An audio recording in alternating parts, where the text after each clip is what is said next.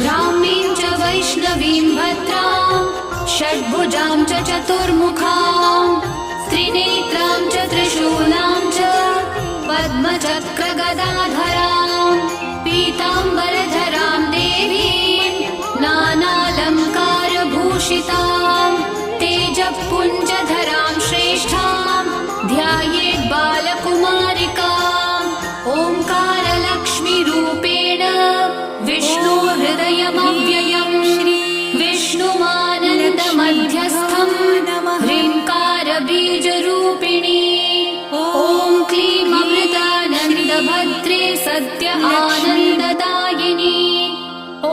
श्रीं दैत्यभक्षरदां शक्तिमालिनि शत्रुमर्दिनी तेजःप्रकाशिनी देवी वरदा शुभकारिणी।